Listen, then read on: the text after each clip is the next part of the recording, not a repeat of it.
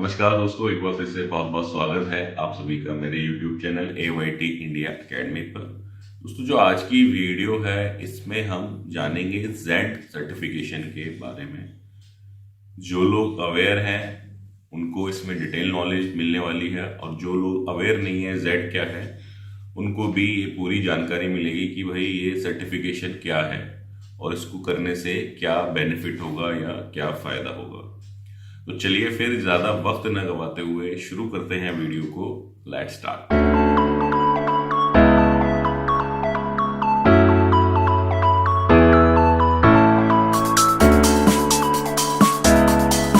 दोस्तों, जो Z scheme है, जेड का मतलब है जीरो डिफेक्ट जीरो इफेक्ट, यानी कि हम जो अपना प्रोडक्ट बनाए वह जीरो डिफेक्ट प्रोड्यूस हो उसके अंदर, कि भैया क्वालिटी हमारी बढ़िया हो, और साथ ही है जीरो इफेक्ट कि जब हम प्रोडक्ट बनाएं तो एनवायरनमेंट के ऊपर उसका इफेक्ट जो है वो ना आए। मतलब हम एनवायरनमेंट को पॉल्यूट ना करें, एनवायरनमेंट को कोई नुकसान ना पहुंचाएं, साथ ही साथ अपनी क्वालिटी को भी मेंटेन करके चलें, इंप्रूव कर करके चलें।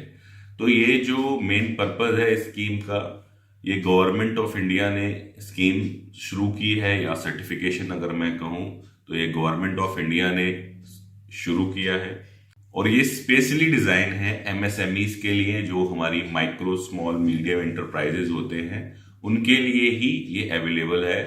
इसको करने से उनको बहुत सारी ग्रांट भी मिलती हैं, सब्सिडीज भी मिलती हैं। साथ ही साथ सबसे बड़ा बेनिफिट ये है कि जब आप ये सिस्टम अप्लाई करते हो तो सिस्टम अप्लाई करने के साथ आपकी जो फैक्ट्री है, आपकी जो मैन्युफैक्चरिंग यूनिट है वह भी इंप्रूव होती है, वहां पर भी सिस्टम आपके बेटर होते हैं।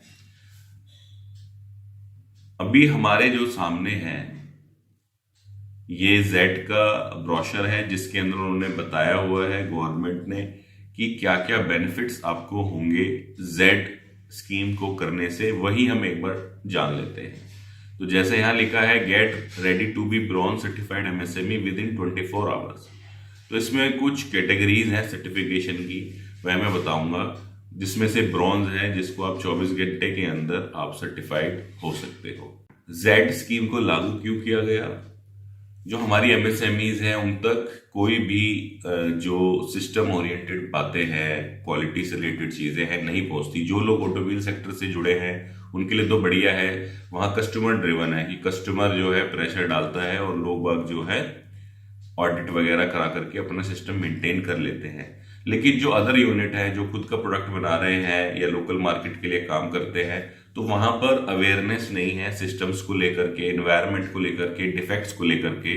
तो गवर्नमेंट का पर्पज यही है कि जो जेड सर्टिफिकेशन है इसके थ्रू जितने भी एमएसएमईज हैं उनको एक अवेयरनेस आए सिस्टम से रिलेटेड, और वह अपनी क्वालिटी के ऊपर, अपनी प्रोडक्टिविटी के ऊपर, अपने वर्क कल्चर के ऊपर, अपने शॉप फ्लोर के ऊपर, एम्प्लॉय मोटिवेशन के ऊपर काम कर सके। तो इसीलिए जेड स्कीम को लाया गया। दोस्तों, जो जेड सर्टिफिकेशन है, जेड सर्टिफिकेशन के अंदर 3 लेवल्स हैं। सबसे पहला है ब्रॉन्ज, उसके बाद में है सिल्वर, और सबसे आखिरी है गोल्ड। तो जितने ये 3 सर्टिफिकेशन लेवल है उसके अंदर क्या है, अलग अलग पैरामीटर्स भी हैं, जैसे आपको यहां दिख रहा है। ब्रॉन्ज के अंदर 5 टोटल पैरामीटर है या क्लॉजेज हैं जिनके ऊपर ये असेसमेंट होती है। सिल्वर के अंदर 14 है, और गोल्ड के अंदर जो है 20 पैरामीटर्स है। तो जैसे जैसे आप लेवल बढ़ाते जाओगे वैसे वैसे जो है पैरामीटर्स या क्लॉजेस बढ़ते जाएंगे, और उतना ही इंप्रूवमेंट भी आपके यहां पर होगा। अब हो क्या रहा है, ज्यादातर लोग ब्रॉन्ज को अप्लाई कर दे रहे हैं, लेकिन उसमें क्या है, टोटल 5 पैरामीटर है। स्टार्टिंग के लिए बढ़िया है ब्रॉन्ज लेना, लेकिन मैं आपको रिकमेंड करूंगा आप कम से कम सिल्वर तक तो जाओ ही, कि ब्रॉन्ज में कुछ बेसिक चीजें हैं, उससे ज्यादा बेनिफिट नहीं होने वाला। ऑब्वियस है, जिनको कुछ भी अवेयरनेस नहीं है उनके लिए तो ठीक है, लेकिन जो ठीक ठाक लेवल पर चीजें मेंटेन कर रहे हैं तो उनको कम से कम सिल्वर तक जाना चाहिए। और उसके बाद आखिरी तो है ही गोल्ड, गोल्ड भी आप लोग अप्लाई कर सकते हो। गवर्नमेंट ने इसके अंदर सब्सिडीज भी रखी हैं सर्टिफिकेशंस से रिलेटेड, वो भी मैं आपको बताऊंगा कि क्या क्या सब्सिडीज है जो आप सर्टिफिकेशन फीस पे पा सकते हो। 3 सर्टिफिकेशन है जैसे मैंने आपको बताया, ब्रॉन्ज, सिल्वर, गोल्ड। ब्रॉन्ज की जो कॉस्ट है वो 10,000 रुपए है, सिल्वर की कॉस्ट है वो 40,000 रुपए है और गोल्ड की जो कॉस्ट है वो 90,000 रुपीज है। लेकिन ऐसा नहीं है कि आपको 10,000 देने हैं, 40,000 देने हैं या 90,000 रुपए देने हैं। सबसे पहले तो क्या है, ज्वाइनिंग रिवॉर्ड है, जैसा दिखाई दे रहा है आपको स्क्रीन के ऊपर भी, ज्वाइनिंग रिवॉर्ड है गवर्नमेंट की तरफ से 10,000 रुपए का। तो जैसे ही आप ज्वाइन करोगे 10,000 रुपए आपके लेस हो जाएंगे, यानी कि जो आपका ब्रॉन्ज सर्टिफिकेट है वो फ्री ऑफ कॉस्ट आपको मिलेगा। उसके बाद जो सिल्वर सर्टिफिकेशन है उसके ऊपर भी गवर्नमेंट की तरफ से सब्सिडी है, जैसा आपको यहाँ नीचे दिखाई दे रहा है। जो स्मॉल इंटरप्राइजेज है उनके लिए 60%, मीडियम के लिए 50% और माइक्रो के लिए 80%। तो ज्यादातर जो इंडस्ट्रीज हैं वो स्मॉल में फॉल करती हैं, तो यानी कि अप टू 60%, यानी कि 40,000 रुपये अगर कॉस्ट है तो उसका अगर 60% अगर हम पकड़े, लगभग 24,000 रुपये आपके लेस हो जाएंगे और जो नेट कॉस्ट आएगी लगभग आपकी 15-16,000 रुपये आएगी, वो भी 3 साल के लिए। इसी के अंदर आपकी ऑडिटिंग फीस वगैरह भी सब कुछ शामिल होगा। ब्रॉन्ज के अंदर कोई ऑडिट नहीं होता है, सिल्वर के अंदर ऑडिट होता है। उसके बाद आता है जेड, जिसकी कॉस्ट है 90,000। अगर उसको भी हम 60% लेस कर दे तो लगभग वो भी जो हम देखते हैं नेट कॉस्ट उसकी कि वही 10,000 रुपये ये लेस हुए हमारे, जो ज्वाइनिंग रिवॉर्ड है उसके बाद 60% लेस हुआ, तो उसकी जो नेट कॉस्ट आती है लगभग 30,000 रुपये आती है 3 साल के लिए। उसी के अंदर आपका ऑडिटिंग कॉस्ट वगैरह सारी चीजें इंक्लूडेड होती हैं। ब्रॉन्ज के अंदर है कोई भी ऑडिट नहीं होगा, आपका ऑनलाइन ही सब कुछ हो जाएगा। सिल्वर के अंदर भी ऑडिट होगा, आपके यहाँ ऑडिटर्स आएंगे, वेरीफाई करेंगे, चेक करेंगे, उसके बाद सर्टिफिकेट रिलीज करेंगे। गोल्ड के अंदर भी ऑडिट होगा। मैं आपको रिकमेंड करूंगा आपको एटलीस्ट सिल्वर तक तो जाना ही चाहिए, क्योंकि जब तक कोई आपके यहाँ यूनिट विजिट नहीं करेगा तो गैप्स कैसे फाइंड आउट करेगा। गैप्स अगर फाइंड आउट होते हैं तो उसमें हमारा ही बेनिफिट होता है। अब जो जेड करेंगे उसके एडवांटेजेस या बेनिफिट्स क्या हैं, तो सबसे पहला बेनिफिट जैसे मैंने आपको बताया, इंप्रूव्ड क्वालिटी, की जो हमारी क्वालिटी है वह इंप्रूव होगी। उसके अंदर जो पैरामीटर्स है, पैरामीटर भी हम डिस्कस करेंगे अभी क्या क्या पैरामीटर्स हैं। प्रोडक्टिविटी इंप्रूव होगी, रिजेक्शन रिड्यूस होती है, प्रॉफिट इंप्रूव होगा, एनवायरनमेंट को लेकर आप अवेयर होते हो, एनवायरनमेंट भी आप कंजर्व करने में मदद करते हो, कस्टमर सेटिस्फेक्शन इंप्रूव होता है, सेफ्टी इंप्रूव होती है और आपका रिकॉग्निशन जो बात आती है वो भी एक बढ़ता है। तो जितने भी एक्सपोर्ट्स हो रहे हैं उसमें गवर्नमेंट आपको एक स्पेशल बेनिफिट्स देगी जो जेड सर्टिफाइड यूनिट्स हैं। साथ ही अगर आपने जेम का नाम सुना है, जो गवर्नमेंट का पोर्टल है जिसके ऊपर आप रजिस्टर कर सकते हो बाय सेल के लिए, तो वहां भी जो जेड सर्टिफाइड यूनिट हैं उनको बेनिफिट मिलेगा। अभी क्या है, महाराष्ट्र में सुनने में आया है कि मैंडेटरी भी हो गया है जेड लेना, तो धीरे धीरे सभी स्टेट्स में भी मैंडेटरी होने वाला है। तो उससे पहले ही आप इसको अप्लाई कर लो। और इसके बेनिफिट्स जो मैंने आपको ऊपर बताया, इसके अलावा फाइनेंशियल बेनिफिट्स भी कई सारे हैं, वो भी हम आगे डिस्कस करेंगे कि भैया रोकड़े में क्या फायदा होगा। हम तो ये सोचते हैं ना पैसों में क्या फायदा होगा, क्योंकि सिस्टम को लेकर के इतने अवेयर है नहीं, लेकिन सिस्टम आपका अगर इम्प्रूव होता है तो पैसे इनडायरेक्टली वैसे ही बचते हैं। फिर भी गवर्नमेंट ने इसमें बहुत सारी सब्सिडीज और ग्रांट्स रखी हैं, वो हम आगे जानते हैं। आपको स्क्रीन पे दिखाई दे रहा है यहाँ पर सेंट्रल गवर्नमेंट के द्वारा जो आपको बेनिफिट्स मिलने वाले हैं वो क्या क्या हैं। ब्रॉन्ज पे, सिल्वर पे, गोल्ड पे कि भैया सब्सिडी मिल रही है, आपको ज्वाइनिंग रिवॉर्ड मिल रहा है 10,000 रुपये का, 10% cost on Z certification, hand hold consultancy मिलेगी अगर आप वुमन हो, SC ST हो। तो इसी तरीके से सेंट्रल गवर्नमेंट के बेनिफिट्स हैं। फिर हर स्टेट के गवर्नमेंट के भी अलग अलग बेनिफिट्स हैं, ठीक है।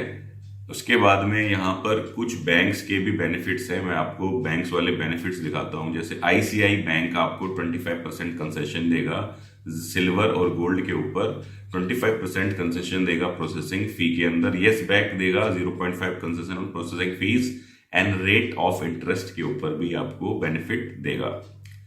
ऐसे ही पंजाब नेशनल बैंक का दिया हुआ है कि 0.1% आपको इंटरेस्ट पे बचेगा, 50% प्रोसेसिंग चार्ज पे बचेगा, किसमें, गोल्ड के अंदर। इसलिए मैंने कहा आपको गोल्ड लेने में फायदा है। स्टेट बैंक ऑफ इंडिया भी देखो आपको 5% ब्रॉन्ज पे दे रहा है, 15% सिल्वर पे और 25% गोल्ड के ऊपर दे रहा है। इसी तरीके से सेंट्रल बैंक है और भी कई सारे बैंक हैं। यहाँ पर कैनरा बैंक है, जो कैनरा बैंक आपको प्रोसेसिंग फी के ऊपर 10% ब्रॉन्ज में देता है, सिल्वर में 20% देता है, गोल्ड के अंदर 30 to 50% देता है। और जो रेट ऑफ इंटरेस्ट है उसमें आपको यहाँ पर जो बेनिफिट दे रहा है, ब्रॉन्ज के ऊपर 0.1%, सिल्वर के ऊपर 0.25% और गोल्ड के ऊपर 50% का 0.5% का आपको बेनिफिट जो है वो बैंक दे रहा है। अब दोस्तों ये हो गए फाइनेंशियल बेनिफिट्स कि भैया फाइनेंशियली भी क्या बचेगा। मोटा मोटा अगर हम पकड़ के चले, जो इंटरेस्ट रेट वगैरह है वो तो है ही, इसके अलावा भी गवर्नमेंट 2 से 2.5 लाख रुपए जो देती है आपको, अगर कोई आप एग्जीबिशन लगा रहे हो उसमें भी आपको 2 से 2.5 लाख रुपए तक का गवर्नमेंट की तरफ से सब्सिडी मिलती है। और भी बहुत सारी चीजें हैं, कुल मिलाकर के लगभग 10 लाख रुपए के आसपास तक आपको इसमें फाइनेंशियल हेल्प मिलती है गवर्नमेंट की तरफ से। और ये जो आपको यहाँ पर इंटरेस्ट रेट और प्रोसेसिंग फीस है ये तो अलग से है ही, कि आपका कोई लोन एग्जिस्टिंग चल रहा है उस पर आपका ये सारा बेनिफिट लागू होगा, या नया लोन लेते हो तो वह भी लागू होगा। दोस्तों ये जो जेड सर्टिफिकेशन है इसको आपको अप्लाई जो करना है उसके लिए आपको कहीं जाने की जरूरत नहीं है, कोई ज्यादा कागजी कार्रवाई करने की जरूरत नहीं है, सारा ऑनलाइन ही होगा। जिसकी वेबसाइट है www.z.msme.government.in। ठीक है, यहाँ पर जो QR कोड है इसको भी स्कैन करोगे तो यही वेबसाइट खुल जाएगी, आप यहाँ से जाकर के जेड सर्टिफिकेशन के लिए अप्लाई कर सकते हो। जब आप जेड सर्टिफिकेशन वाली साइट पे जाओगे तो कुछ इस तरीके से आपको साइट दिखेगी, जिसके अंदर about scheme, Z standards, benefit incentive, Z certified companies और डॉक्यूमेंट सारी चीजें हैं। साथ ही जो हमारे मोदी जी का मैसेज है वो आपको यहाँ पर दिख रहा है, जीरो डिफेक्ट जीरो इफेक्ट के प्रति वो क्या चाहते हैं। तो अबाउट स्कीम में देखें तो इसकी पूरी हिस्ट्री आपको पता चल जाएगी। यहाँ पे ऑब्जेक्टिव कंपोनेंट्स, क्या सर्टिफिकेशन के लेवल हैं जो मैं आपको भी समझा रहा था वो यहाँ देख सकते हो। एलिजिबल कौन कौन लोग हैं, सब्सिडी क्या मिलेगी, सर्टिफिकेशन की प्रोसेस क्या है, गैप एनालिसिस हैंड होल्डिंग कैसे होगा, सर्विलेंस ऑडिट कैसे होगी, जेड के स्टैंडर्ड आगे की रिक्वायरमेंट क्या क्या है, असेसमेंट फ्रेमवर्क क्या है, गाइडलाइन के डॉक्यूमेंट क्या है। फिर यहाँ पर आपको बेनिफिट्स और इंसेंटिव मिल गए, और यहाँ पर आप देखना चाहो कि जेड सर्टिफाइड यूनिट कौन कौन है वो आप देख सकते हो। अब जो इसका प्रोसेस है, प्रोसेस क्या है, प्रोसेस 5 स्टेप के अंदर बना हुआ है। पहला स्टेप है free online registration and pledge आप लेते हो, जेड की वेबसाइट पे जाकर के प्लेज लोगे, वहां से आप प्रोसेस कर पाओगे इसको। उसके बाद आता है सेकंड स्टेप, जिसके अंदर आप बेसिक इंफॉर्मेशन और डॉक्यूमेंट जो है उनको अपलोड करते हो, कि जिसमें आपका कंपनी की डिटेल वगैरह पूछी जाएंगी, कंपनी का नाम पूछा जाएगा, एड्रेस क्या है, प्रोडक्ट क्या है, एनुअल टर्नओवर क्या है, ये सारी चीजें आपको अपडेट करनी है। देन इज डेस्कटॉप या remote assessment oblique on site assessment. अगर आप ब्रॉन्ज के लिए जाते हो सिर्फ डेस्कटॉप असेसमेंट होगी, ठीक है, कि वहीं से आपका डेस्कटॉप असेसमेंट का मतलब है जो ऑडिटर है, चेक करने वाले हैं, वो कहीं और बैठे होंगे, जो आपने डॉक्यूमेंट अपलोड करे हैं उसके हिसाब से वह चेक कर लेंगे और आपको सर्टिफिकेट अगर आप पास होते हो तो रिलीज कर देंगे। अदरवाइज कोई कमी बेसी है तो आपको 60 दिन का टाइम मिलेगा, उसको आप वेरीफाई करके, रेक्टिफाई करके अपलोड कर सकते हो। और अगर आप सिल्वर और गोल्ड के लिए जाते हो तो ऑन साइट असेसमेंट होगा। ऑन साइट असेसमेंट के लिए आपके ऑडिटर्स विजिट करेंगे, विजिट करने के बाद आपको जो कमियां निकलेंगी उनको एनसी बोलते हैं या अपॉर्चुनिटी फॉर इम्प्रूवमेंट बोलते हैं, उसकी एक रिपोर्ट आपको मिलेगी। वो भी कहाँ मिलेगी, सारी इसी वेबसाइट के ऊपर आपको मिलेगी। आपको लॉगिन पासवर्ड, जब आप पहला स्टेप करोगे फ्री ऑनलाइन रजिस्ट्रेशन का, तो आपको एक लॉगिन पासवर्ड मिल जाएगा, उसी से सब कुछ होगा। देन ऑन साइट असेसमेंट हुई, आपका कोई अगर कमी है तो एनसी रेज होगी, वो उसके लिए आपको 60 दिन का टाइम मिलेगा, उनको आप क्लोज कर सकते हो। क्लोज करने के बाद आपको सर्टिफिकेट रिसीव हो जाएगा। जैसे ही आपको सर्टिफिकेट रिसीव होगा, फिर जितने आप इंसेंटिव्स हैं जो मैंने आपको बताया कि भाई गवर्नमेंट की तरफ से ये सारी चीजें मिलने वाली हैं, तो उन सबका आप बेनिफिट ले सकते हो। और ये आपको यहाँ पे एक छोटा सा डैशबोर्ड डाला हुआ है गवर्नमेंट ने कि भाई अभी तक एमएसएमई कितनी रजिस्टर्ड है, इसके ऊपर कितने लोग प्लेज ले चुके हैं, कितने करोड़ का अभी तक लोग सपोर्ट ले चुके हैं। जैसे 65 करोड़ रुपए का यहाँ से लोग बेनिफिट ले चुके हैं। ब्रॉन्ज सर्टिफाइड 47,000 यूनिट है, सिल्वर 241 है, गोल्ड 239। तो जो एक गोल्ड है यहाँ पर, उनमें से एक मेरी मतलब एज ए क्लाइंट एक यूनिट भी है जो हमने अभी लगभग 1 महीने पहले उनका गोल्ड सर्टिफिकेट कराया है। गोल्ड सर्टिफिकेशन की तैयारी कराई उनकी, सारे उसके हिसाब से चीजें तैयार हुई, फिर ऑडिट हुआ। ऑडिट के बाद उनको विद इन 2 और 3 डेज कुछ माइनर एनसीज निकले और उनको 2 और 3 डेज के भीतर ये आफ्टर ऑडिट जेड सर्टिफिकेट उनका गोल्ड का आ गया। तो लोग डरते हैं गोल्ड अप्लाई करने से पहले, क्या हो जाएगा पता नहीं, हुआ है क्या है। भाई आपके बेनिफिट के लिए है ना। ब्रॉन्ज देख रहे हो आप 47,000, तो मैं अगर आपको लिटरली बताऊं तो ब्रॉन्ज में कोई आपको ज्यादा बेनिफिट नहीं है। आप ठीक है, आपको फाइनेंशियल बेनिफिट्स मिल जाएंगे, लेकिन यूनिट लेवल पे ज्यादा चीजें आपके यहाँ पर नहीं लागू होंगी, ज्यादा इंप्रूवमेंट्स नहीं होंगी। तो you should go for silver और गोल्ड। आपको गोल्ड के लिए जाना चाहिए या सिल्वर के लिए एटलीस्ट जाना ही चाहिए, तभी बेनिफिट होने वाला है। इसके बाद गवर्नमेंट ने कुछ टेस्टिमोनियल्स वगैरह भी वेबसाइट के ऊपर डाले हुए हैं, कुछ वीडियोस वगैरह यहाँ पर डाली हुई है। अब दोस्तों आपके दिमाग में ये बात आ रही होगी कि ब्रॉन्ज, जेड, सिल्वर, गोल्ड, इनमें क्या फर्क है। जेड के जो 3 लेवल हैं, ब्रॉन्ज, सिल्वर, गोल्ड, इनके अंदर क्या फर्क है कि भाई लोग सिर्फ ब्रॉन्ज में ही ज्यादा क्यों रजिस्टर हो रहे हैं, सिल्वर और गोल्ड में कम क्यों हो रहे हैं। क्योंकि हिंदुस्तान में डर लगता है ना सिस्टम से, इसलिए कम रजिस्टर हो रहे हैं। तो इनके जो चेक पॉइंट्स हैं वो एक बार मैं आपको समझा देता हूं। पैरामीटर्स क्या क्या हैं जेड सर्टिफिकेशन के फॉर ब्रॉन्ज, सिल्वर और गोल्ड, ये एक बार हम डिटेल में सारे समझ लेते हैं। दोस्तों आपके लिए क्या किया है, हमने एक चेकलिस्ट तैयार करी है, ठीक है, जिसमें सारे पैरामीटर्स हैं। टोटल 20 पैरामीटर्स हैं जैसे मैंने आपको बताया यहां तक। तो ब्रॉन्ज के लिए ये वाले पैरामीटर्स हैं, जिसके अंदर लीडरशिप आता है, स्वच्छ वर्कप्लेस या 5S आता है, सेफ्टी आता है, ऑन टाइम डिलीवरी आता है और क्वालिटी मैनेजमेंट आता है, या इसको हम बात करें तो एक तरीके से ISO। तो ये टोटल 5 पैरामीटर हैं जिन पे ब्रॉन्ज सर्टिफिकेट को चेक किया जाता है और उसके बाद आपको सर्टिफिकेट रिलीज कर दिया जाता है अगर आप ये सारे पैरामीटर्स वेरीफाई कर पाते हो, पास कर पाते हो। उसकी भी एक डिटेल्ड चेकलिस्ट है कि उसके अंदर क्या क्या रिक्वायरमेंट है, वो भी समझेंगे। पहले भी मोटे तौर पे समझ लेते हैं कि 20 क्लॉज क्या क्या है।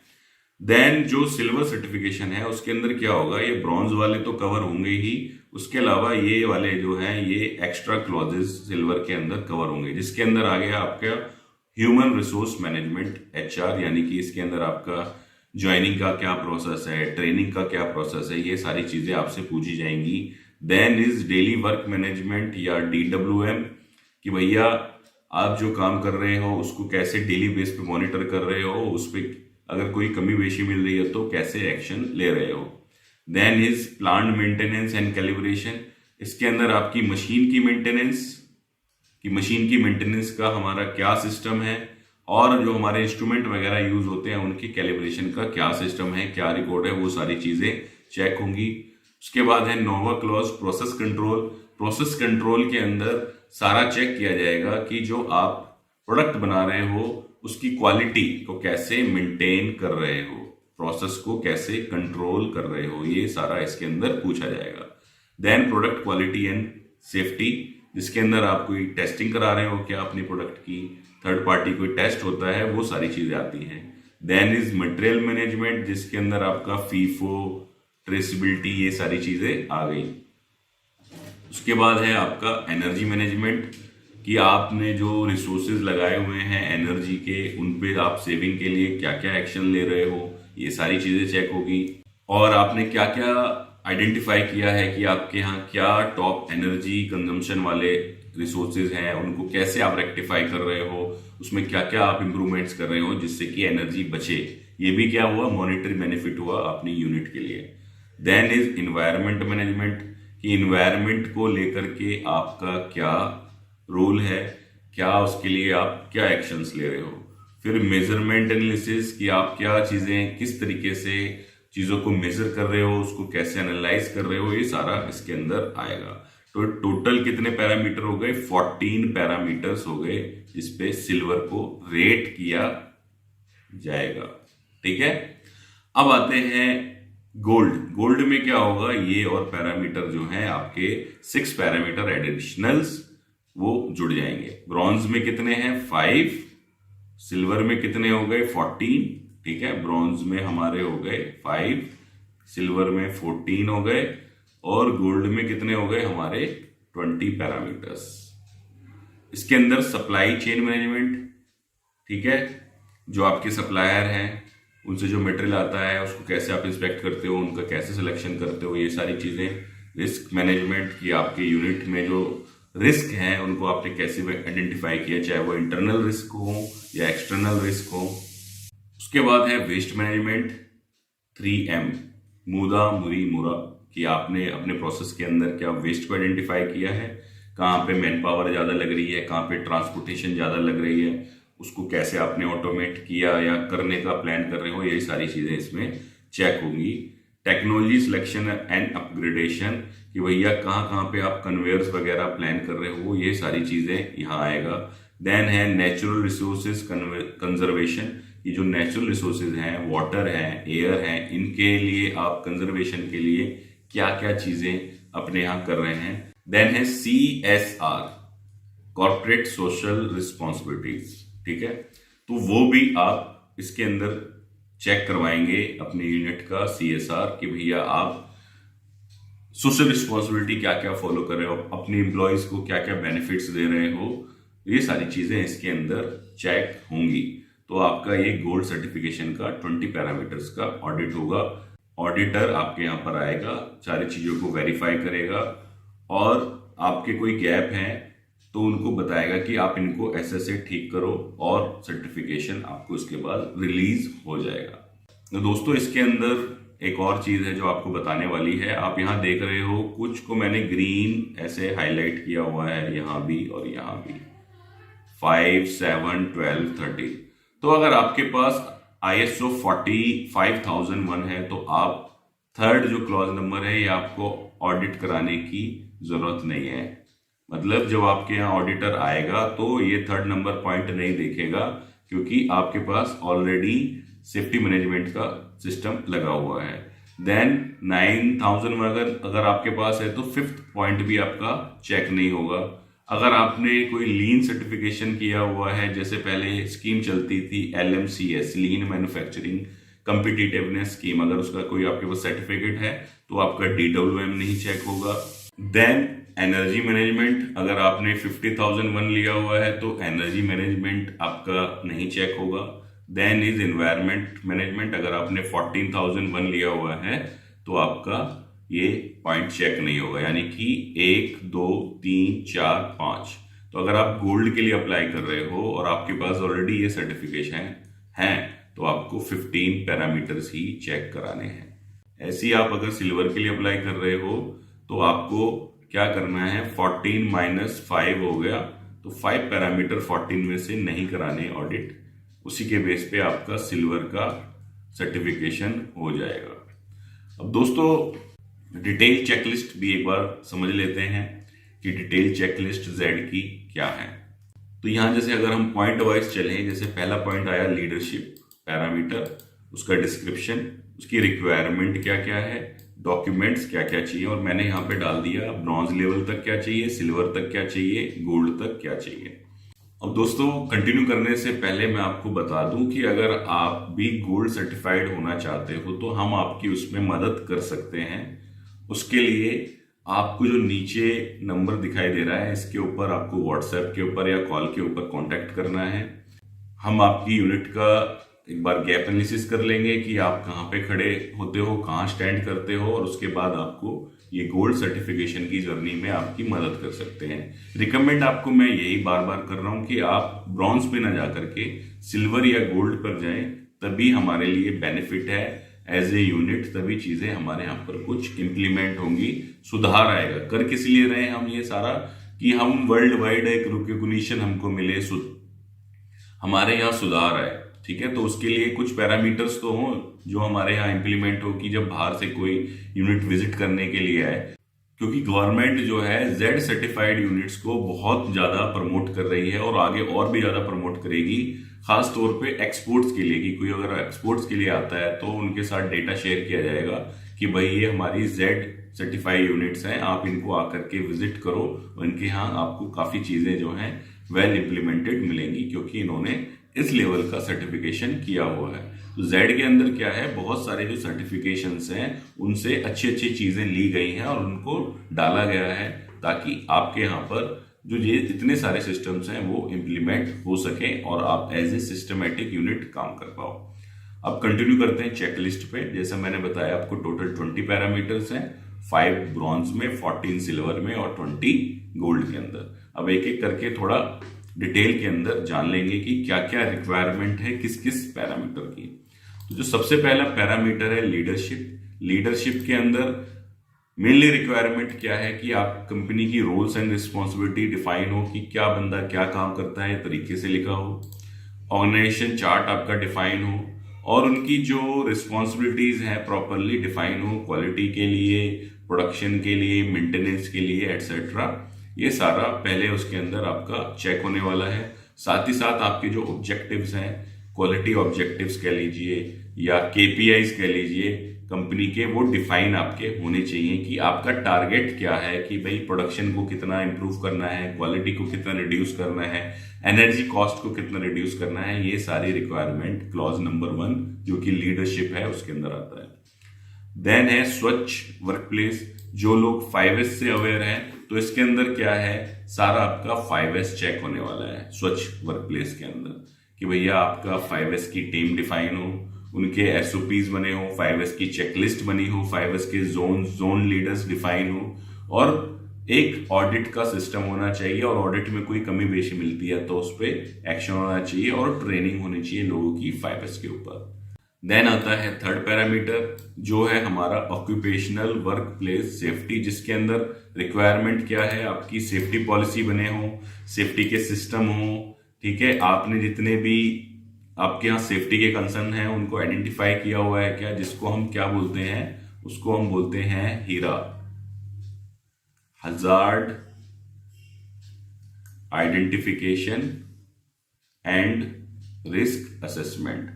ये आपने किया हुआ है कि आपने यूनिट के अंदर कि भैया कहाँ कहाँ से आग लगने का खतरा है तो उस पर आपने क्या एक्शन ले रखा है, कहाँ कहाँ से चोट लगने का खतरा है उस पर आपने क्या एक्शन ले रखा है। रेगुलर आपकी ट्रेनिंग्स होती हैं या नहीं होती हैं, पीपी लोग पहनते हैं नहीं पहनते, आपने सेफ्टी के सिस्टम बनाए हैं नहीं बनाए, मॉक ड्रिलिंग का कोई सिस्टम है क्या आपके यहाँ पर, फायर की मॉक ड्रिल का, सेफ्टी के जो पैरामीटर्स हैं कि कितने एक्सीडेंट हो रहे हैं ये सारी रिकॉर्डिंग है या नहीं है। उसके बाद में आपका जो नियर मिस अगर है या एक्सीडेंट है उसको रिकॉर्ड करने का क्या सिस्टम है, और उसको अगर आप रिकॉर्ड कर रहे हो तो उसको एनालाइज कर रहे हो और टॉप मैनेजमेंट इनको रिव्यू करती है या नहीं करती। मतलब पूरा आपका वर्क प्लेस पूरा सेफ सिक्योर हो जाता है अगर आप थर्ड पैरामीटर इंप्लीमेंट करते हो। Then measurement of timely delivery. हम काम किसके लिए कर रहे हैं भाई, हम काम कर रहे हैं कस्टमर के लिए, ठीक है, एज ए कंसल्टेंट। मेरे कस्टमर हो गए आप, ठीक है भैया, आप क्लाइंट हो गया, और उनके लिए कस्टमर कौन है, जिसको आप माल सेल करते हो, ठीक है। तो हम सब किसके लिए काम कर रहे हैं, कस्टमर के लिए। तो हमने क्या करना होगा, सबसे पहले अच्छी क्वालिटी का माल टाइमली डिलीवर करना होगा। तो बात चौथे पॉइंट में यही हो रही है कि आप टाइमली डिलीवरी को मॉनिटर कर रहे हो या नहीं कर रहे। अगर कर रहे हो तो उस पर अगर कोई कमी बेशी रहती हो तो उस पर आप क्या एक्शन लेते हो जिससे कि आपकी टाइमली डिलीवरी मीट हो पाए। देन आ गया आपका क्वालिटी मैनेजमेंट, जिसके अंदर क्वालिटी पॉलिसी बनी हुई है या नहीं बनी हुई है, रिक्वायरमेंट बनी है या नहीं बनी है, प्रोडक्ट की ट्रेनिंग देते हो या नहीं देते हो, क्वालिटी की ऑडिट होती है या नहीं होती, अगर कोई कमी बेशी मिलती है तो उस पर क्या करते हो। देन है MRM, मैनेजमेंट रिव्यू मीटिंग। इस पर भी बहुत जल्द मैं वीडियो लेकर के आने वाला हूं, मैनेजमेंट रिव्यू मीटिंग, ठीक है। तो मैनेजमेंट रिव्यू मीटिंग जो आप कर रहे हैं उसके अंदर आप क्वालिटी से रिलेटेड क्या क्या चीजें चेक कर रहे हैं। देन है human resource management. Human resource management के अंदर आपका HR का प्रोसेस डिफाइन है या नहीं है, कि नया बंदा आएगा तो उसको कैसे हम इंडक्ट करेंगे, कैसे उसको ट्रेनिंग देंगे, ये सारी चीजें चेक होंगी, ठीक है। उसके बाद पीपल डेवलपमेंट, यानी कि उसको इंडक्शन का क्या प्लान है, अगर वो ट्रेनिंग में फेल हुआ, टेस्ट में फेल हुआ तो उसको दोबारा ट्रेनिंग कैसे दोगे, लोगों की स्किल कैसे निकालोगे, लोगों को रिव्यू कैसे करोगे, ये सारा सिस्टम ह्यूमन रिसोर्स मैनेजमेंट में चेक होगा। देन आता है daily work management. Daily work management के अंदर आपके QCD, क्वालिटी कॉस्ट डिलीवरी के जो पैरामीटर्स हैं, आप उनको डेली बेस पे रिव्यू कर रहे हो या नहीं कर रहे हो। उनके ग्राफ्स, ट्रेंड्स, जिनको हम बोल देते हैं KPI, की परफॉर्मेंस इंडिकेटर्स, आपने बना रखे हैं नहीं बना रखे। जैसे अगर मैं बात करूं तो reduce COPQ, cost of poor quality reduce करना, रिड्यूस रिजेक्शन करना, टाइमली डिलीवरी इंप्रूव करना, ट्रेनिंग इम्पार्ट करना, मेंटेनेंस कॉस्ट रिड्यूस करना। तो इस तरह की चीजें आपने क्या डिफाइन कर रखी हैं। अगर कर रखे हैं तो उनको मॉनिटर कर रहे हो नहीं कर रहे, और अगर उनमें कोई कमी बेशी है तो उस पर रूट कॉज या एक्शन लेते हो या नहीं लेते हो। साथ ही साथ जो आपका प्रोडक्शन है उसके अंदर डेली सेटअप अप्रूवल होता है या नहीं होता, कि जब प्रोडक्ट शुरू हुआ तो कोई चेक करता है कि हाँ भाई ये प्रोडक्ट क्वालिटी ओके है, अब इसको चलाओ। देन आ गया प्लांट मेंटेनेंस एंड कैलिब्रेशन, जिसके अंदर आपका प्रिवेंटिव मेंटेनेंस का, मशीन का प्लान, उसकी चेकलिस्ट, उसका रिकॉर्ड। ऐसे ही जो आपका कैलिब्रेशन है कि वही इंस्ट्रूमेंट का कैलिब्रेशन का प्लान, उसका रिकॉर्ड, उसका डेटा, ये सारी चीजें चेक होंगी। साथ ही अगर आपका कोई ब्रेकडाउन अगर हो रहा है तो उसको रिकॉर्ड करने का क्या सिस्टम है, जो आप ब्रेकडाउन कर रहे हो उस पर रूट कॉज कैसे कर रहे हो, उसकी प्रॉब्लम की जड़ तक कैसे पहुंच रहे हो कि दोबारा से ब्रेकडाउन ना आए। देन आ गया आपका प्रोसेस कंट्रोल। प्रोसेस कंट्रोल का मतलब है जितने भी आपके प्रोसेस है, मान लो मेरा एक प्रोसेस है डी फ्लैशिंग, एक है मेरा मोल्डिंग है, एक मेरा पैकिंग है, एक मेरा रॉ मटेरियल इनकमिंग है, तो हर स्टेज पर क्या आपने डिफाइन कर रखा है कि क्या क्या चीजें चेक होंगी, कैसे चेक होंगी, कौन चेक करेगा, कब कब चेक करेगा, और या आपने डिफाइन किया हुआ है तो उसके रिकॉर्डिंग का क्या सिस्टम है। ये वाला सारा पॉइंट नंबर 9 के अंदर होने वाला है। देन आ गया product quality and safety testing, कि प्रोडक्ट को अगर कोई टेस्ट बाहर से कराने की रिक्वायरमेंट है तो आप वो करा रहे हो या नहीं करा रहे हो। देन है मटेरियल मैनेजमेंट। मटेरियल मैनेजमेंट के अंदर आपका सारा इन्वेंट्री कंट्रोल का सिस्टम, कि आपने क्या इन्वेंट्री के नॉर्म्स डिफाइन करे हुए हैं कि मिनिमम कितना रखना है, मैक्सिमम कितना रखना है, आपको सबके लेवल डिफाइन है। अगर डिफाइन है तो क्या वो मैनेजमेंट ने अप्रूव किए हुए हैं। फर्स्ट इन फर्स्ट आउट का क्या सिस्टम है आपके यहाँ, फीफो का, ट्रेसिबिलिटी का क्या सिस्टम है, ये सारी चीजें मटेरियल मैनेजमेंट के अंदर आती हैं।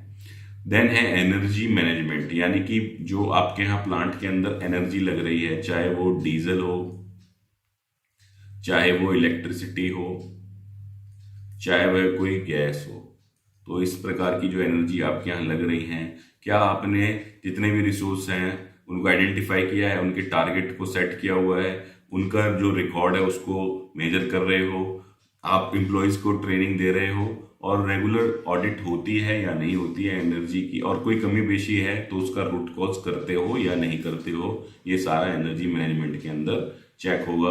देन है इन्वायरमेंट मैनेजमेंट, जो हमारा वर्क इन्वायरमेंट है और आसपास का इन्वायरमेंट है, हम उसको कोई नुकसान तो नहीं पहुंचा रहे, उसके लिए क्या आपने सारी चीजें बना रखी हैं कि क्या क्या हमारे यहाँ से एमिशंस, एफिलेंट डिस्चार्ज या वेस्ट क्या क्या निकलते हैं, उनको आपने आइडेंटिफाई किया है। और अगर गंदा पानी निकल रहा है या केमिकल का पानी निकल रहा है तो क्या उसको ट्रीट करके आप फेंक रहे हो या डायरेक्ट नाली में डाल दे रहे हो। इस तरह की चीजें इन्वायरमेंट मैनेजमेंट के अंदर आएंगी।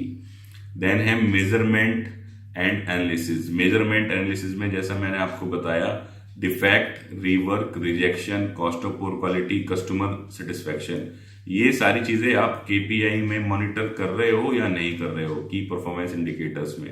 अगर मॉनिटर कर रहे हो तो उनमें अगर कोई कमी बेशी है तो उस पर आप क्या एक्शन लेते हो, ये सारा 14 पॉइंट के अंदर चेक होगा। तो यहाँ हमारा सिल्वर के पैरामीटर्स खत्म हो गए। इसके बाद अब आएंगे हम गोल्ड वाले जो एक्स्ट्रा पैरामीटर्स हैं, जिसमें सप्लाई चेन मैनेजमेंट आ गया, कि आपका जो सप्लायर सिलेक्शन का कोई प्रोसेस डिफाइन है या नहीं है। ठीक है, प्रोसेस अगर आपका डिफाइन है तो आप उसको कैसे सिलेक्ट करते हो सप्लायर, कौन सा सप्लायर सही है, A कैटेगरी का है, कौन सा B कैटेगरी का है, कौन सा C कैटेगरी का है, उसको कैसे आइडेंटिफाई करते हो, उनकी रेगुलर ऑडिट करते हो नहीं करते हो, ये सारी चीजें हैं। साथ ही इन्वायरमेंट और नेचर को लेके आपने अपने सप्लायर्स को अवेयर किया है या नहीं किया है। देन है रिस्क असेसमेंट। रिस्क क्या होते हैं, खतरे होते हैं कि किसी भी इंडस्ट्री के ऊपर खतरे हो सकते हैं, इंटरनल भी एक्सटर्नल भी। इंटरनल मतलब जो अंदरूनी, और एक्सटर्नल जो बाहर से, जैसे कि कोई हमारा सेल कम कर सकता है नया प्रोडक्ट लॉन्च करके। ठीक है, तो ये क्या हो गया, एक्सटर्नल खतरा हो गया, तो हम उसके लिए क्या करेंगे, हम भी नए प्रोडक्ट्स लॉन्च करेंगे। ठीक है, कोई कॉस्ट कम कर सकता है, तो हम उस केस में क्या कम करेंगे, हमारा इंटरनल क्या है कि कोई मशीन खराब हो सकती है, तो उस खराब हो जाएगी तो प्रोडक्शन रुक जाएगी, प्रोडक्शन रुक जाएगी तो कस्टमर की डिलीवरी नहीं जा पाएगी। तो उसके लिए क्या किया हमने, सेकेंडरी मशीन्स भी हैं कि हमारा एक ही प्रोडक्ट 2-3 मशीनों पे बन जाता है। तो इस तरीके से चीजें रिस्क असेसमेंट के अंदर आइडेंटिफाई की जाती हैं और उनको एलिमिनेट किया जाता है या उस पर एक्शन लिया जाता है रिस्क के ऊपर। देन आता है वेस्ट मैनेजमेंट। ये भी किससे रिलेटेड है, ये लीन मैन्युफैक्चरिंग से रिलेटेड है कि हमारे प्लांट के अंदर मुदा मतलब कहीं पर वेस्ट तो नहीं है, पूरा अनइवननेस तो नहीं है प्रोसेस के अंदर कि भैया एक मशीन पे बहुत ज्यादा लोड है, एक पे कुछ है ही नहीं, और मूरी ओवरबर्डन तो नहीं है किसी सिस्टम के ऊपर या एम्प्लॉयज के ऊपर। तो उससे क्या है कि इसके अंदर हम उन चीजों को आइडेंटिफाई करते हैं, लोगों को ट्रेनिंग देते हैं और उस पर एक्शन लेते हैं। तो भैया अगर मुद्दा खत्म करेंगे तो क्या होगा, हमारा ही फायदा होगा। देन है टेक्नोलॉजी सिलेक्शन एंड अपग्रेडेशन। आप जी रहे हो 2023 में और आपने मशीनें लगा रखी हैं 1990 की, तो भैया ऑटोमेशन पे आ जाओ। ठीक है, ऑटोमेशन क्या हो सकता है, सिस्टम के अंदर भी हो सकता है कि भैया हमने सारा अपना ऑनलाइन किया हुआ है, डेटा रिकॉर्डिंग का सिस्टम जैसे हम ये इम्प्लीमेंट कराते हैं लोगों के यहाँ। और क्या हो सकता है, जैसे आपका इन्वेंट्री मैनेजमेंट का सिस्टम पूरा ऑनलाइन हो सकता है कि आपने QR code bar code scan किए और इन्वेंट्री इन आउट अपने आप हो रही है। लेटेस्ट मशीनरी कन्वेयर्स वगैरह आप लगा सकते हो, IoT डिवाइस लगा सकते हो मशीनों के ऊपर कि मशीन खुद बता रही है कि मैं चल रही हूं या नहीं चल रही। बंदा नहीं बता रहा, बंदा तो नकली भर देते कई बारी कि 9 से 10 मशीन चली है, लेकिन मशीन ने बता दिया भैया मैं तो 10 से लेके क्या कहते हैं 10:30 तक ही चली। नेक्स्ट आ गया नेचुरल रिसोर्स कंजर्वेशन। जो हमारे नेचुरल रिसोर्सेज हैं हम उसके इनिशिएटिव्स क्या क्या ले रहे हैं कि भैया नेचुरल रिसोर्स कंजर्व हो, पानी की वेस्टेज कम हो, उसके लिए क्या इनिशिएटिव ले रहे हैं, प्लांटेशन कर रहे हैं नहीं कर रहे हैं, पोल्यूशन ना हो उसके लिए क्या कर रहे हैं, ये सारी चीजें की जाती है। देन है CSR, कॉर्पोरेट सोशल रिस्पॉन्सिबिलिटीज, कि भैया पॉलिसी आपने बना रखी है नहीं बना रखी। उसके बाद में labour practices, environment, fair operating practices, community involvement, ये सारे आप जो एक्शंस हैं ले रहे हो या नहीं ले रहे हो अपने यूनिट के अंदर। जैसे कुछ लोग क्या करते हैं, लोन स्कीम चला के रखते हैं अपने एम्प्लॉयज के लिए, भैया विदाउट इंटरेस्ट आप यहाँ से लोन ले सकते हो अगर कोई आपको जरूरत पड़ती है। कुछ लोग शादी, बच्चों की शादी में पैसे देती हैं कुछ कंपनियां, कुछ किसी बच्चे की पढ़ाई को स्पॉन्सर कर देती हैं, आसपास कैंप्स लगाते हैं। तो ये सारी क्या है, CSR है कि हमारी as a company, as a organisation समाज के प्रति कुछ जिम्मेदारी बनती है, वो हम कर रहे हैं या नहीं कर रहे। तो टोटल ये 20 क्लॉजेज हो गए जो हमारे Z स्कीम के अंदर चेक किए जाते हैं। आप इनको अगर क्वालिफाई करते हो 20 के अंदर आपको गोल्ड सर्टिफिकेट मिल जाएगा, और अगर आप 14 के लिए अप्लाई करते हो, सिल्वर सर्टिफिकेट के लिए अप्लाई करते हो, तो 14 पे आपको सिल्वर सर्टिफिकेट मिलेगा। बेनिफिट्स तीनों के अलग अलग हैं, चाहे वह मॉनिटरी पैसे के टर्म्स में हो या हमारे यहाँ सिस्टम इम्प्लीमेंटेशन के टर्म्स में हो। अब आपको डिसाइड करना है कि आपकी यूनिट के लिए बेस्ट क्या है। हम आपकी इसकी इम्प्लीमेंटेशन में मदद कर सकते हैं अगर आपको रिक्वायरमेंट है तो। उम्मीद करता हूं दोस्तों वीडियो आपको पसंद आई होगी, आपके काम आएगी, और इससे आपको Z को लेकर के जो भी आपके डाउट्स हैं वो सारे क्लियर हो गए होंगे। तो इसी के साथ समाप्त करते हैं वीडियो को। धन्यवाद। अब हमने इस पे एक और चेकलिस्ट तैयार की है, उसके अंदर हमने क्लॉज वाइज डॉक्यूमेंट की रिक्वायरमेंट की लिस्ट आपके लिए तैयार की है। अगर हम बात करें स्टार्टिंग से चले, जो लीडरशिप है, तो लीडरशिप में क्या क्या रिक्वायरमेंट है कि आपकी जॉब रिस्पॉन्सिबिलिटीज बनी होनी चाहिए।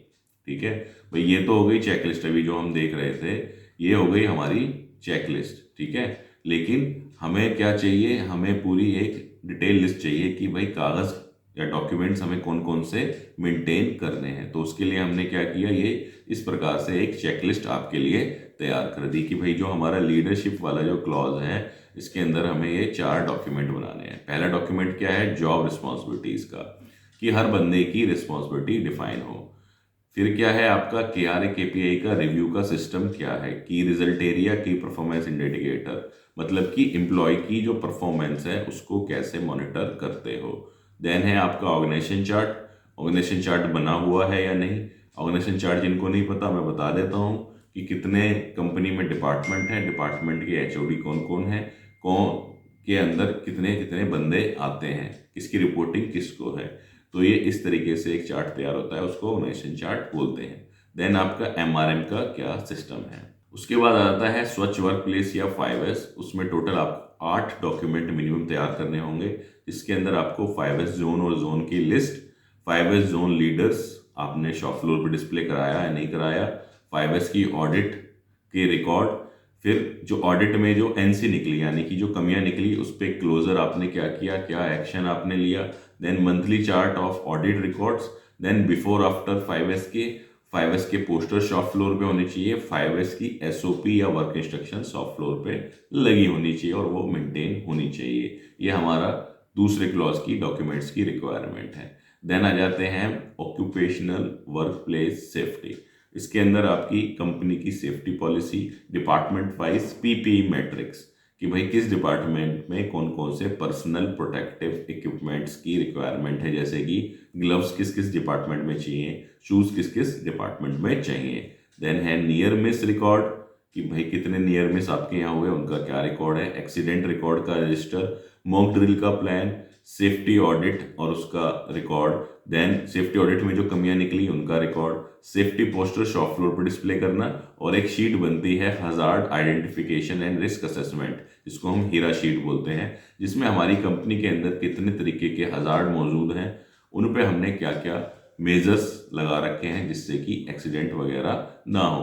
देन आता है मैनेजमेंट ऑफ टाइमली डिलीवरी, या हम बात करें ऑन टाइम डिलीवरी। इसके लिए क्या है, सबसे पहले तो आपके पास कोई शीट होनी चाहिए जिसमें आप रिकॉर्ड करो कि भाई हमारा क्या टारगेट था, कब तक हमने ऑर्डर भेजना था और कब तक भेज दिया, ठीक है। और उसमें अगर कोई डिले होता है, कोई हम टाइम पे नहीं पहुंचा पा रहे ऑर्डर, तो उस पर आपने क्या एक्शन लिया। देन मंथली ग्राफ्स कि क्या परसेंटेज में आपका जो ऑन टाइम डिलीवरी है, सपोज यहाँ पे रहा 90, यहाँ रहा 95, यहाँ रहा 100%, किस प्रकार से आपका ग्राफ चल रहा है। देन है आपका क्वालिटी मैनेजमेंट सिस्टम। अगर आपके पास ISO सर्टिफिकेट है तो ये इनवैलिड हो जाएगा, इसको करने की जरूरत नहीं है। मोस्ट ऑफ द ऑर्गेनाइजेशन जो जेड अप्लाई करती हैं उनके पास 9001 सर्टिफिकेट तो होता ही है। अगर नहीं है तो आपको पूरा का पूरा QMS सिस्टम अपने यहाँ इंप्लीमेंट करना पड़ेगा, वो अपने आप में पूरा एक अलग चैप्टर है। उसके बाद हम बात करें ह्यूमन रिसोर्स मैनेजमेंट। इसके अंदर बात हो रही है ट्रेनिंग एंड डेवलपमेंट की, ठीक है, जिसके अंदर आपका HR का ट्रेनिंग का प्रोसीजर बना हुआ है नहीं बना हुआ, इंडक्शन ट्रेनिंग का क्या सिस्टम है, जब कोई नया एम्प्लॉय आता है तो उसको कैसे इंडक्ट करते हो, एनुअल ट्रेनिंग का क्या प्लान है, जब ट्रेनिंग देते हो तो उसका रिकॉर्ड है या नहीं है, ट्रेनिंग का रिकॉर्ड है तो फिर उस पर आपने टेस्ट लिए नहीं लिए, स्किल मैट्रिक्स बनी है या नहीं बनी है, फिर जितने भी आपके डिपार्टमेंट के SOPs हैं, प्रोसीजर्स हैं, उसके बारे में क्या अवेयरनेस है आपके HR को। देन है डेली वर्क मैनेजमेंट, जिसके अंदर आपके सारे आ गए क्वालिटी ऑब्जेक्टिव्स का आ गया पूरे प्लांट का। अगर कोई आपका क्वालिटी ऑब्जेक्टिव मीट नहीं होता है तो उस पर आप क्या एक्शन लेते हो, और हर डिपार्टमेंट की DWM sheet, daily work management की शीट, कि हर व्यक्ति के क्या क्या काम है और वो डेली कैसे कैसे हो रहे हैं। देन है PM एंड कैलिब्रेशन। इसके अंदर क्या होगा, आपका प्रिवेंटिव मेंटेनेंस आ जाएगा मशीन का और कैलिब्रेशन आ जाएगा। तो सबसे पहले आपके पास मास्टर लिस्ट ऑफ मशीन होनी चाहिए, प्रिवेंटिव मेंटेनेंस का प्लान होना चाहिए, प्रिवेंटिव मेंटेनेंस का रिकॉर्ड होना चाहिए, डेली मशीन की चेक शीट होनी चाहिए, ब्रेकडाउन रजिस्टर होना चाहिए, ठीक है। ब्रेकडाउन रजिस्टर में जो ब्रेकडाउन्स आए उन पे आप क्या एक्शन ले रहे हो, उस पर करेक्टिव एक्शन, प्रिवेंटिव एक्शन आपको करना है। उसके बाद मंथली ब्रेकडाउन का ग्राफ होना चाहिए, MTTR MTBF, mean time to repair और मीन टाइम बिटवीन फेलियर का ग्राफ मेंटेन होना चाहिए, मास्टर लिस्ट ऑफ इंस्ट्रूमेंट होनी चाहिए, कैलिब्रेशन होना चाहिए उनका प्लान के साथ, ठीक है, और जितने भी आपके इंस्ट्रूमेंट हैं उन पे आइडेंटिफिकेशन होनी चाहिए और उन पे स्टिकर लगे होने चाहिए। दोस्तों हमने क्या किया है यहाँ पर, साथ के साथ आपको साइड में दिख रहा होगा रिस्पॉन्सिबिलिटी भी डिफाइन करी हुई है कि इस काम को करने की रिस्पॉन्सिबिलिटी किसकी है। जैसे ये ऊपर वाले PM वाले जो पॉइंट हैं इनको करने की रिस्पॉन्सिबिलिटी मेंटेनेंस की है, और नीचे वाले जो हैं इनकी रिस्पॉन्सिबिलिटी QC की है। देन है प्रोसेस कंट्रोल। प्रोसेस कंट्रोल के अंदर आपका बिल्कुल स्टार्ट से, इनकमिंग से लेकर के डिस्पैच तक के सारे स्टैंडर्ड्स आ गए, इंस्पेक्शंस आ गए, और अगर मैं एकदम सिंपल भाषा में बात करूं तो कंट्रोल प्लान अगर आपने बना रखा है तो कंट्रोल प्लान के हिसाब से आपने जो जो सिस्टम्स डिफाइन कर रखे हैं क्वालिटी को कंट्रोल करने के, उनका क्या है तरीका, आपने कैसे उनको कंट्रोल किया हुआ है, कौन मॉनिटरिंग करता है, और मॉनिटरिंग अगर आप कर रहे हो तो उस पर क्या आप एक्शन लेते हो, क्रिटिकल प्रोसेसेस की क्या आपने मार्किंग कर रखी है एसओपी चेकलिस्ट के ऊपर, ठीक है, और इन सब का इंस्पेक्शन का रिकॉर्ड। देन आता है प्रोडक्ट क्वालिटी एंड सेफ्टी कि आपने प्रोडक्ट की क्वालिटी संबंधित कोई प्रोसीजर बना रखा है या नहीं बना रखा है, टेस्टिंग कैसे होती है, थर्ड पार्टी इंस्पेक्शन आप कराते हो नहीं कराते हो, ये सारी चीज़ें इसके अंदर आ जाती हैं। देन है मटेरियल मैनेजमेंट, ये सारा का सारा स्टोर और इन्वेंटरी से रिलेटेड है। इसके अंदर सबसे पहले आ गया आईएमएस इन्वेंटरी मैनेजमेंट सिस्टम कि आपके यहाँ इन्वेंटरी को मैनेज करने का क्या सिस्टम है, क्या प्रोसीजर है, हर आइटम के मिनिमम मैक्सिमम के जो है अपना लेवल्स डिफाइन होने चाहिए, अगर मिनिमम मैक्सिमम से नीचे अगर कोई जा रहा है तो उस पर क्या एक्शन ले रहे हो, स्टोर का क्या प्रोसीजर है, ठीक है, प्रॉपर आइडेंटिफिकेशन होनी चाहिए, स्टोर की ऑडिट का क्या सिस्टम है, क्या फिजिकल ऑडिट करते हो या नहीं करते हो, फीफो का क्या सिस्टम है आपके यहाँ पर, फीफो की चेक जो WI है वो बनी हो और उसके हिसाब से चीज़ें फॉलो हो रही हो, आइडेंटिफिकेशन होनी चाहिए, MSDS material safety data sheet जितने भी हमारे केमिकल्स और हजार्डस आइटम्स हैं उन पे लगे होने चाहिए, और सेल्फ लाइफ आइटम्स जिनकी कोई सेल्फ लाइफ है, एक्सपायरी डेट है, वो डिफाइन होने चाहिए। उसके बाद आता है एनर्जी मैनेजमेंट। एनर्जी मैनेजमेंट में आपको क्या करना है, सबसे पहले डेली मॉनिटरिंग शीट बनानी है, मंथली ग्राफ बनाना है और टारगेट वर्सेस एक्चुअल बनाना है। PNG का रिकॉर्डिंग का सिस्टम, अगर सोलर है तो उसका रिकॉर्डिंग का सिस्टम, उससे आप क्या बेनिफिट ले रहे हो, पावर फैक्टर का जिसको हम PF बोलते हैं, पावर फैक्टर जो उसकी रिकॉर्डिंग का क्या सिस्टम है। एनर्जी ऑडिट आपने बाहर से कराई है तो उसकी audit sheet, before after improvements, ठीक है। उसके बाद कनेक्टेड लोड। कनेक्टेड लोड क्या होता है, हर डिपार्टमेंट का लोड निकाला जाता है कि इस डिपार्टमेंट में इतनी मशीन्स हैं, इसका लोड इतना 100 kVA होगा, ठीक है। डिपार्टमेंट 2 है, इसमें इतनी मशीन्स है, इसका इतने kVA होगा। फिर इसको फर्दर ड्रिल डाउन करेंगे 100 kVA में से भी कौन सी हमारी टॉप एनर्जी कंज्यूम करने वाली मशीन्स हैं ताकि उस पर आप एक्शन ले सको। फिर आपने जो ये इम्प्रूवमेंट्स करी, जैसे कि कोई LED लाइट लगाई या कोई सर्वो ड्राइव लगाई, तो उससे आपको क्या बेनिफिट्स हुए। उसके बाद है हमारा एनवायरनमेंट मैनेजमेंट। एनवायरनमेंट मैनेजमेंट के अंदर आपको वेस्ट लिस्ट तैयार करनी पड़ेगी, हजार्डस नॉन हजार्डस आइटम्स की मंथली रिकॉर्ड बनाना पड़ेगा। वेस्ट डिस्पोजल्स का जितने भी आपके शॉप फ्लोर पे हैं वहाँ पर आपको 3 कलर की बिन लगानी पड़ेंगी, रेड, येलो और ग्रीन, ठीक है। एनवायरनमेंट ऑडिट का रिकॉर्ड, ठीक है जी। उसके बाद एनवायरनमेंट रिलेटेड इनिशिएटिव्स आपने क्या क्या लिए हैं, और थर्ड पार्टी कॉन्ट्रैक्ट किसके लिए, जो हजार्डस वेस्ट है वो हम थर्ड पार्टी को देते हैं, उसका आपका कॉन्ट्रैक्ट होना चाहिए कि भाई हम उसी को देते हैं और वो आपके यहाँ से हजार्डस वेस्ट ले जाए। ये नहीं कि आपने जो कटिंग ऑयल वाले कपड़े हैं या यूज्ड ऑयल है कहीं भी इन्वायरमेंट में खाली फेंक दिया। देन आता है मेजरमेंट एनालिसिस। इसके अंदर क्या आएगा आपका, कस्टमर सर्विस या कस्टमर कंप्लेंट रिकॉर्ड्स, ठीक है जी।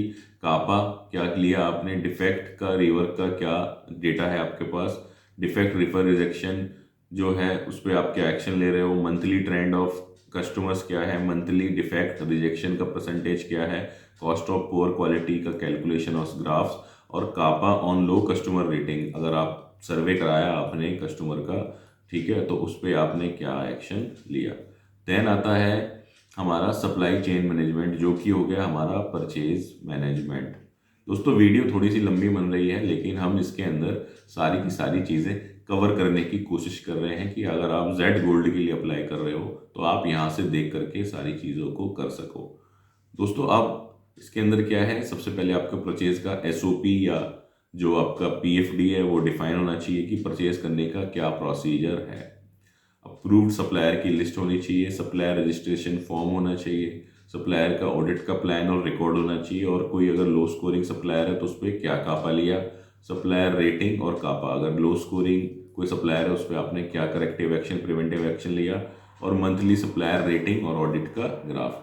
देन आता है रिस्क मैनेजमेंट। इसके अंदर आपका रिस्क मैनेजमेंट का प्रोसीजर, रिस्क मैनेजमेंट असेसमेंट और मिटिगेशन प्लान की एक शीट बनती है, उसकी आपने एक शीट तैयार करनी है। देन है 3M वेस्ट मैनेजमेंट।